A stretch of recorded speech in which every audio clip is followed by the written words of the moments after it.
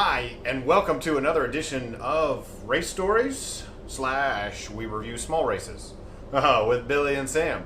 This is Oilman. I don't know what I was going to call it, the Houston edition, but I guess technically we're in Conroe. But another Texas race. Yeah. So this is Oilman held in the fine Margaritaville, and they really embraced that. the Lake Conroe Resort. So Margaritaville is like it's just a resort a pretty big resort really, in the right around Lake Conroe.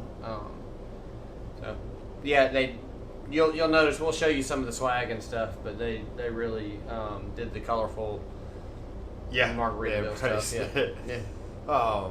So yeah, we flew in on Saturday. This was a Sunday race, so this is the closest to the race we have flown in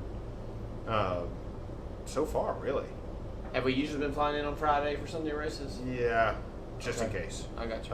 But like a Friday, that'd be a Friday night. We've been real fortunate not to have any issues with the flights so far. Thanks for saying that, man. So, I really yeah, appreciate no, that. but, Putting that out there. Okay, well, I guess we'll see what happens. But We have been really when you get fortunate like that, you tend to take a little bit more risks, and Yeah. the risk of flying in. We flew in super early on Woo! Saturday, so My plane took off, was wheels up at 5:30, which is super convenient because the Jacksonville check-in opens at 4:15. okay, If you arrive earlier than 4:15, you can stand in line until 4:15 when they open. So yeah, that's a little fun trivia fact for you. yeah, if but I you're mean, flying to Jacksonville. you're going through Jacksonville. I mean, how long does it take you to get through the check-in and security? 10 minutes. No, not even that long. Let's be Okay. honest. Okay. Yeah, because Can everybody else was sitting, and so there was this huge snaking line for regular, and everybody else is sitting on the bench for Sky Priority. The Sky Priority. So I just walked straight on up because it's like 4:10. I was like, guys, this is going to open in 5 minutes. And then, of course, they took you first. everybody stands in line behind me. So, still fast. We stayed in Conroe, which is maybe 30 minutes away. It was significantly cheaper than Margaritaville. Yeah. Sorry, Margaritaville. I mean, maybe I'm in charge of it, so I'm a last minute person. I'm booking the week of. I mean, There was a that's ton of places to stay. They had cabins. They had different tower, size places. Yeah, lots You of could different. easily stay at Margaritaville. We're just cheap. Yeah. So, but I mean, Lake Conroe. I mean, Conroe is not. I mean, what was it? 25 minutes from the actual race transition yes. or whatever. Race morning. It took us 24 minutes to get there. So I mean, it wasn't bad, and we're a little bit closer to the airport because we got a super early flight on Monday to leave Houston, Texas. Billy's not in charge of booking flights. I'm so not, but that's all my fault. So I can't complain about what time we leave. I mean, it does get us back into where we live at a reasonable hours. Yeah, that was the goal. I wanted Billy to be able to go to work. Really. Yeah, and so it's going to work. All right, so let's talk about check-in. Check-in was the day before.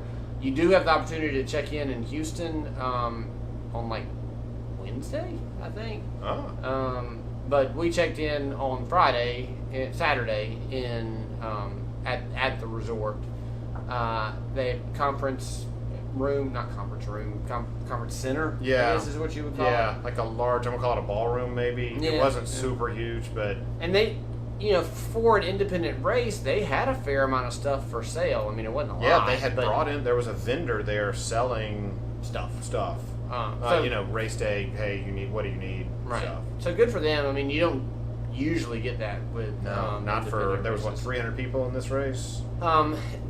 The interesting thing about this race is that the race director for this race, same race director that was in Waco for the 70.3 and the full in Waco, and then also the same race director that did Ironman Texas. So he's got a lot of experience with larger races. He knows how to set these things up. So Yeah. that's a lot. That showed a lot in this race. I feel like that's going to lend to a lot of points here.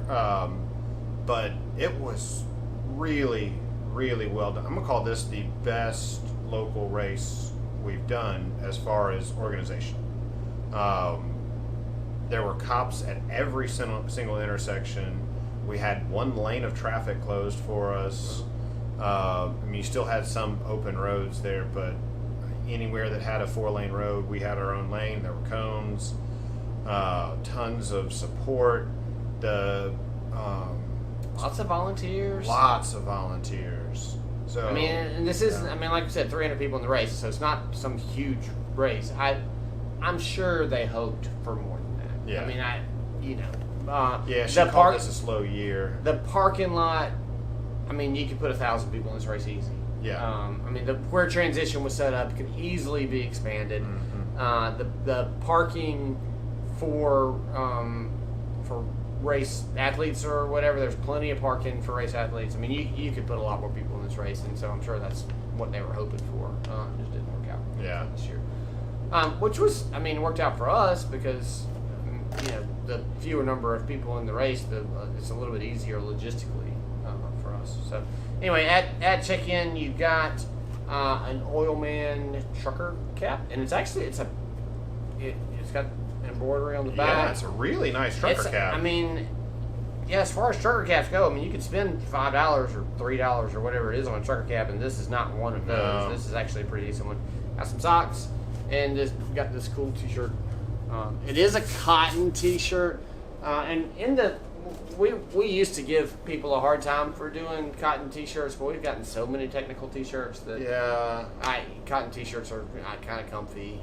So you should do a technical T-shirt because that's going to advertise your race better. Yeah. But I'm not mad that I have a few cotton T-shirts now. No. So anything else you have to add about check-in or transition? I mean, transition was a standard. They did have. Remember, I just said that they had plenty of room. Well, they had 8 bikes per rack. I mean, I was a little tight. Yeah, and it's T1, T2, same place, so you set up right there. And since it's a local race, you have a lot of inexperienced people, and so they bring the whole kitchen sink. I mean, I'm not just a single kitchen sink. They bring like the double sink with the spray arm and all that. I used this one time when I was running. I might need it. Yeah. So they had a bunch of stuff.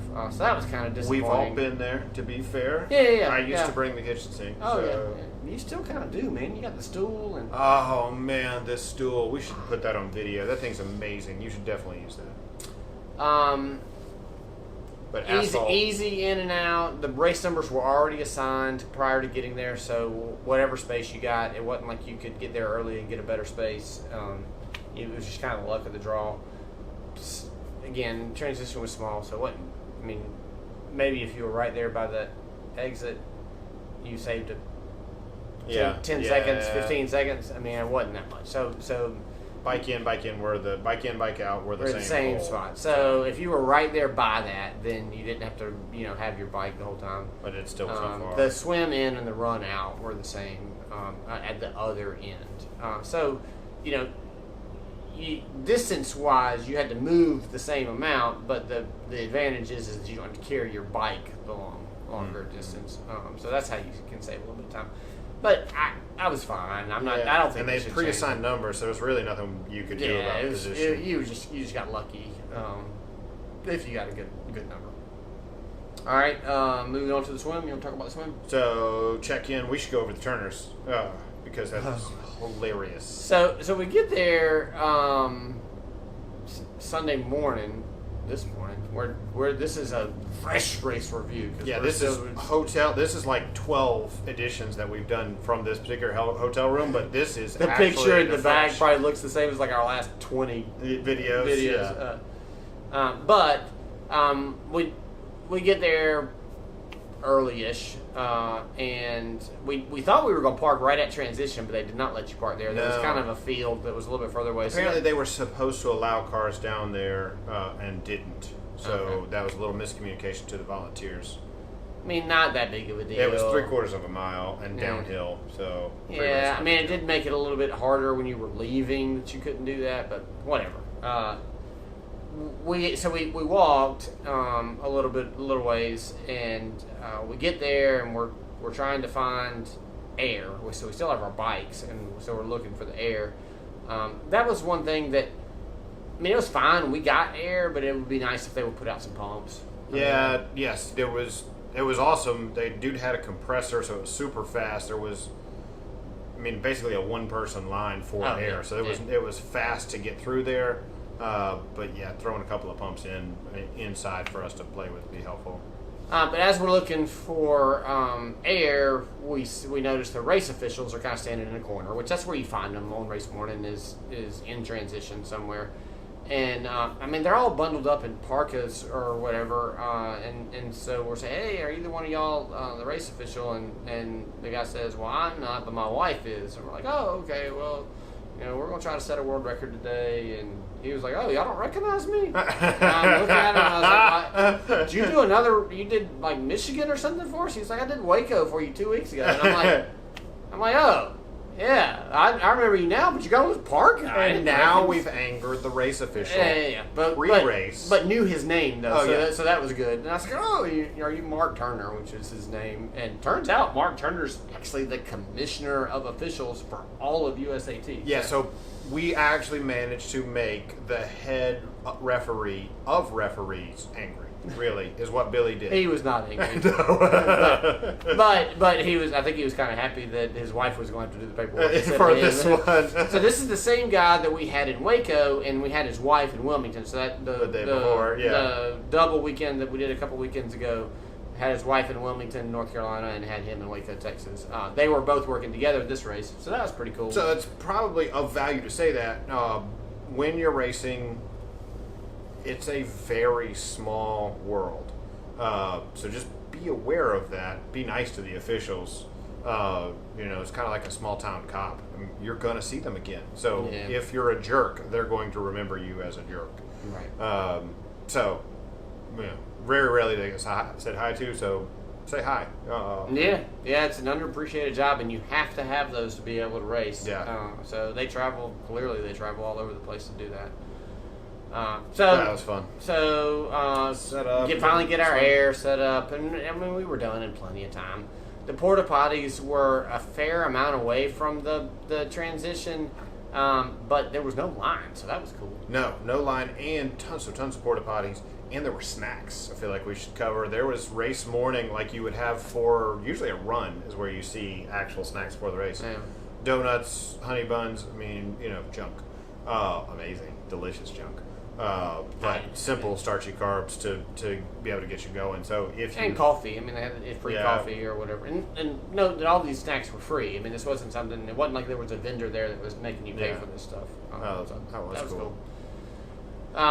So the swim. Head to the swim. The swim is a beach, so it's a lake. It's a lake start, but they have this like sandy beach area for the resort, and you're starting off of that sandy beach area. They had raked the entire beach area the day before, which was super awesome. Yeah. Because that got any, debris or glass probably is the main thing that you would find on a beach that you wouldn't want. The lake, it was chilly that morning. I mean, chilly, 50s. The air was 50s. The lake water was 68. Was steaming, yeah. So it was. So it was chilly water, but it wasn't cold. It wasn't bad. The way that you go out, it's so the swim start and the swim finish are two different places. You go out and you go through this channel, and then you go out into the big lake, hang a left, hang another left, and come back to the swim finish. Looking at it on a map, I was like, I don't know, because you had people going out in the channel, and you had people coming back in on the channel, and on the map it looked like it was kind of narrow. So I was kind of like, I wonder how this is going to go, and it was fine. I mean, as far as lake swims go, it's just as good as any other lake swim. There was one section where you were looking into the sun as you made a turn. It was a super small section, and when you made the turn to come back in, tons of sighting views. I mean, fantastic. It was like he used the Ironman model of orange buoys out, yellow buoys back in, and so you made the turn, and there was just a line of yellow buoys, just super straight, and super easy to see. And you're to the left of these buoys. Sun's way over to the right. So if you're sighting, looking right, you're to the right of these buoys. The buoys are on your left. There you go. They made sure to do that. Yeah. Fantastic view. So yeah.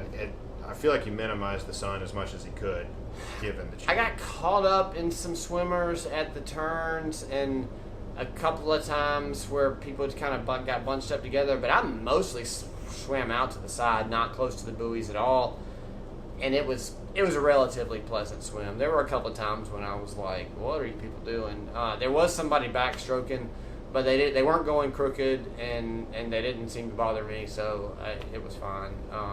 We started, I mean, so they had signs, like Ironman has signs. It was a rolling start. They had under 30 minutes, and there was like 2 people. Yeah, they were doing a really good job of self-seating, right? Really. I mean, and so you had, so there's under 30 minutes, like 2 people, and then 30 to 35, and there were a few, maybe less than 20, I would think, and 35 to 40. Anyway, we're in the 40 to 45 crowd because that's what we do. That's a normal swim number for us, and we're actually kind of closer to the front, and we're like, this is kind of unusual. There were also only 300 people in the race. Yeah, that's true. They apparently they announced prior to you getting in line that you need to tell the person at the start that what your race number is. I did not pay attention to that, and he's yelling at me, "What's your race number?" And I'm like, I don't know, like 144. It was not 144. It was 244. But I hopefully it worked out. I hadn't even looked at my time, so hopefully they got it. Yeah. I mean, it's just like a redundant thing or whatever, where they make sure that you get in and that your strap works. So they did use the MyLapse strap, which is a disposable, one-time use deal. We've had this a few times. It's not super common. But I don't hate it. I'm not a fan. Yeah. I like the smaller because it's just kind of big and chunky. It is big and chunky. So you're putting your socks on and you have to kind of get it over in the wetsuit same way. It is big and chunky, but I mean some people had trouble with them coming off. A fair number of people. Yeah. They were in transition yelling at people because they. We started that swim and one was floating. Well, that person's time's gonna be a little off. It was. I don't know why they use these. I guess whatever timing company he used, that's just what they use. But that was just kind of one of those things. Swim exit was some stairs, and they were not helping you up the stairs. No, you were on your own to get up the stairs, which was, I mean, it didn't. And the middle stairs were blocked. Were there actual stairs there, or were there just 2 sets of stairs? There was I don't know. I did the far right side. I did too. I didn't even try for the middle. So. There's a yellow buoy in the middle, so there may not have actually been stairs there. Oh, okay. There's like stairs. It was nice to, when you got out, they had wetsuit strippers, wetsuit peelers, whatever you want to call them. And that is, I mean, that helps so much. It's so nice. Thank you. Mine. I'm getting my stuff and she's peeling. She yanks, which is what you do. You get it below your hips, and then they just yank it off. And I mean, that's how you do it. Yeah. Immediately, my left calf cramped, and I mean, it was a bad cramp. I mean, you could see it cramping on there, and I'm like, oh god, I'm rolling around on the ground, and she's like, are you okay? I was like, cramp. I mean, it only lasted 10 or 15 seconds, but I know she felt so bad. She probably had something like it. And anyway, I got up and walked it off. It was still stiff during the bike. But it ended up being fine on the run. It didn't bother me on the run. So, going to transition, you got anything else to add on the swim? No. You got any stories from the swim?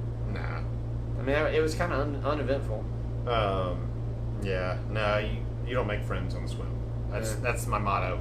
Yeah, that is true. Dropping elbows. There are no friends made on the swim. But he had carpet, like where the strippers were, carpet all the way in, so that was super cool. Yeah. Hop on the bike and head out. So Sam and I's numbers were not close together. Yeah. So I didn't see him in transition, which I didn't look because we weren't close together. No. I just figured I'd see him on the bike, and so anyway, hop out on the bike, and all right. So tell us about the bike. So this bike is it's a 1-loop ride, and I want to apologize for defaming the entire state of Texas's roads. which are truly terrible. Apparently, they do know how to make good roads here, so it only makes it worse for the rest of the state. So, once again, the DOT in wherever Conroe is located, whatever county this is fantastic. These were, is good. I'd call it an average Georgia road, average Florida road, an amazing, incredible, exceptional Texas road. Until we hit Grimes County. Yep, Grimes County was the cutoff. You see the Grimes County line, know that you're in for 20 miles exactly of crap roads. So, I'd say there were probably, there were some that were really bad.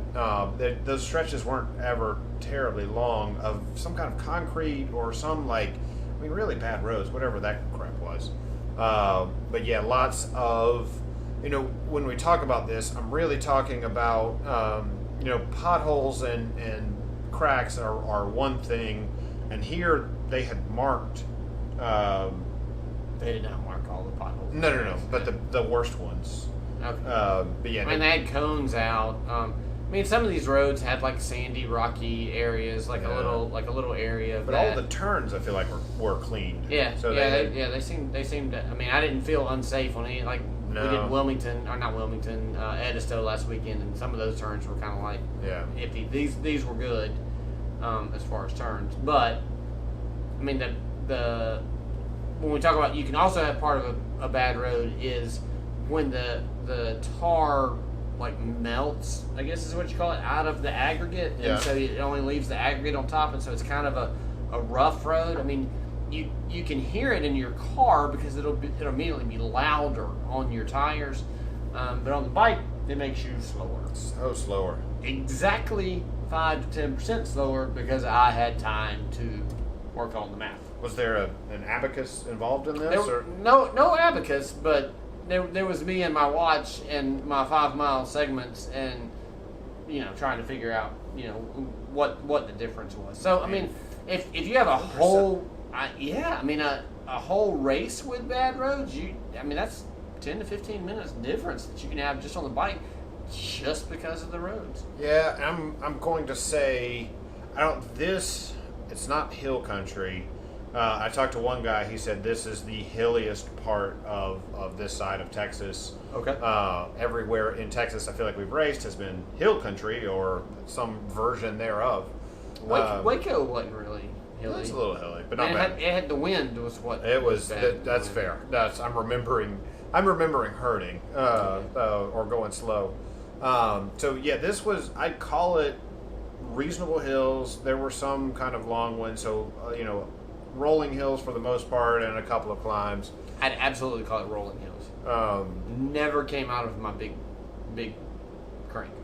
Yes, that's true. I'd never changed. That's not fair. Once there was one long hill that I thought about changing, but I was almost at the top, so I just stood up and cranked it out from that. Yeah. So apparently I'm sitting next to Superman. But no, you're not sitting next to Superman, because remember, I never saw you in transition. I'm heading out, and sometimes I catch you at mile 15, 10, and he said in the past, as long as he doesn't catch me at mile 20, I'm doing good or whatever. Well, I get to mile 20, 25, 30, dude. I didn't catch you until mile 52. Pretty good, right? It was pretty good, yeah. To be fair, I was actually kind of concerned about you. You'll notice I kept biking. So I was concerned about you too. I was like, where is he? Yeah. There was one dude on the side of the road, and I'm looking, and he had the white suit with the dark sides, and I'm like, oh, that's Sam. And I get closer, and it was not Sam. He had the sleeves on too. I'm looking off in the distance, and most of the time it's people on the side of the road, and they have a colorful. But this one he had the white with dark on the sides, and then he had the sleeves on, and I'm like, oh, that's definitely Sam. And it was not Sam. So I only saw 2 or 3 flat tires. There was one guy pulled off standing in front of his bike. So I start with the standard, hey, do you need anything? And stop. when I see a stream he's of peeing. water. Don't want to interrupt that. Okay. There's not like there were any trees or you know what you do. So that's fun. 8 stations, mile 15, mile 30, mile 44, I think. Yes. And water. No, 40. It was mile 46. Absolutely, Okay. mile 46 was the last aid station.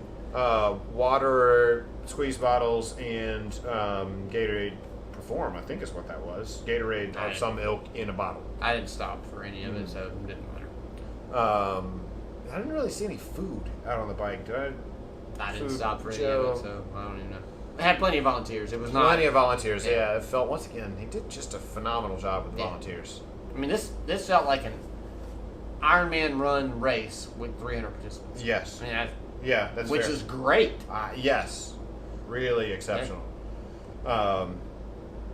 So the bike, I don't know, did you have any stories on the bike? I met a guy, but did you meet anybody on the bike? I talked to a few people. So I met one guy. He was like, "Where are you from?" Jacksonville. He's like, "Oh, I lived in Jacksonville for a little while. Went to school in Ponte Vedra." I was like, "Oh, I live in Ponte Vedra." Oh, that was fun. That dude, his battery exploded.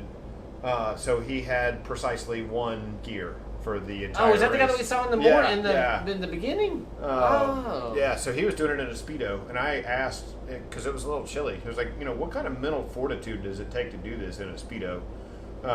And he laughed. So he thought it was But funny. he didn't answer. He didn't want to answer. He was still cranking out that one gear. Yeah, I mean, so I saw him afterwards, and he said that because he couldn't just slay it on the bike because he's only got one gear, so he's saving it.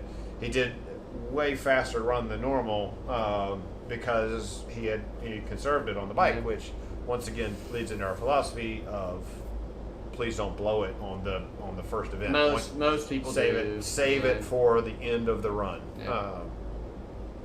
and run your race. So Okay. what else? We need to get going because it's getting dark in It here, is and I getting got dark in here. shadows and all this. So, All right, so I none did- really I- special stories on the bike. I did meet a guy on the bike, and he told me, he's like, I drove this course yesterday. I know all about it. The first part of the course is uphill and rolling hills, but mostly uphill. The second half is same rolling hills, but mostly downhill.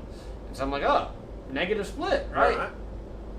No. Dude, that was determined to be a lie. It was not a negative split. I don't know I mean, maybe you look at the elevation map and it is more downhill, but I mean, the first did not feel like first 25 miles was good roads, and then you had 20 miles of crap roads, and then you had 11 miles of good roads again. So since most of the crap roads were on the second section, it did take me longer on the second half than it did on the first. So.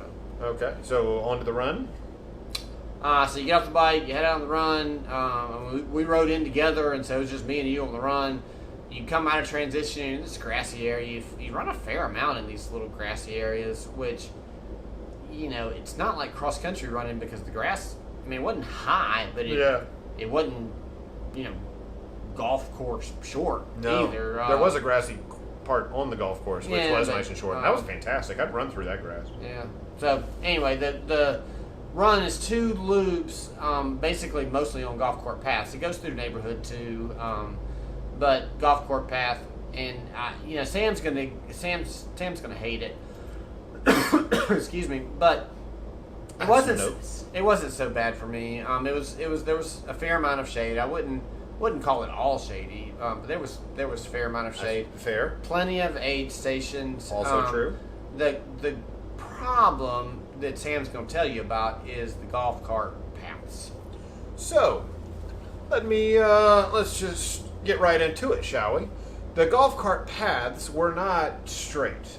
Yeah. There were plenty of them. There was, reasonably undulation. He's not talking about straight. He's talking about level. Level. They're not Sorry, level, that's fair. flat. Let's use the right words when we're criticizing. Yeah. There were segments of it that were fairly steep and frustrating as far as your knees. They were never super long, so if you run on a inclined surface for long enough, you of course are hitting one leg short, one leg long, knees start to hurt, ankles start to hurt, so I'm sensitive to that, and so it drives me crazy when I see that, but this particular golf cart path They had allowed all of the beautiful, shady, gorgeous trees to just spout roots everywhere. And the golf cart path, I mean, could have been gravel. So I stumbled twice. I would call it fallen, except I saved myself. So I should have fallen, got lucky, hurt, everything. I'm hurt trying to save myself. So but what happened is imagine a sidewalk where roots have come up under one section, and so the section of sidewalk is, a half an inch, maybe an inch taller, whatever it is. It's like 3 and 4 inches, man. You could see dirt up under some of these things. If you fell on a crack that was 3 or 4 inches, that's all on you because it was obvious.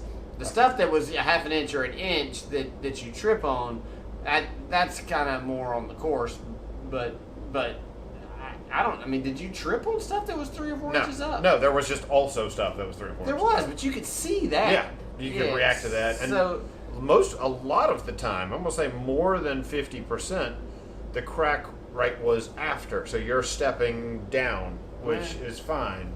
But it's just there were several terrible. areas where it was all broken up, and you kind of had to go through that. But they had repaired a fair number of sections on there, so they said that the run this year was way better than it was last year. But still, they need to repair more of it. Help. Yeah. We ran together, so we talked with people, but there was nobody that really ran with us the whole time. No, met a girl from Orlando. We will see her in Haines City. Oh yeah. She stopped by afterwards and. Oh no, that's a different girl. We will also see her at Haines City. Okay, yeah. So we should tell that story too. That's funny.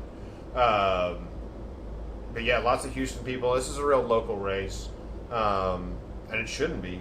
This would be a good destination race if they would fix the sidewalk. This is the only Texas race that I would recommend unless you're trying to get into the Worlds. Okay, so finish line, nice finish line shoot. Yeah, plenty of food inflatable. afterwards. Wasn't really a place to sit. There were No. and not really any shady areas either. Yeah, the plenty of space to spread out though. The temperature was great, so of you didn't course, really. it's pretty You good. weren't like sitting out in the sun and It's baking. like 72, 74. So that part was good, but smaller races they had good. Yeah, good plenty of options. sodas, waters, pizza, some fruits and vegetables, and leftover Halloween candy is what it looked like. So yeah, plenty of snacks afterwards. All right, so I guess give me you already kind of spoiled it and said that you were going to recommend this race, but give me a overall rating for the race. I'm going to take off because I had 2 stumbles. I'm taking off 2 full points for that, so I'm going to give this race a 5. Okay. Only based on, some based on the bike asphalt that we had to go to. So much of it was good, but that 20 miles kind of hurts it just a little bit. So it was a half-point subtraction, and then full point and a half purely out of that sidewalk. But those are the only 2 things I'm taking off for. So other than that, it's a fantastic race. So I'm going to give it a 6. I did not stumble, so I'm not going to take off a whole lot from the run. But that you have to admit that the race director did a great job. Yeah. With what he had. The bike was a 1-loop bike. There were no U-turns Not on a the single bike.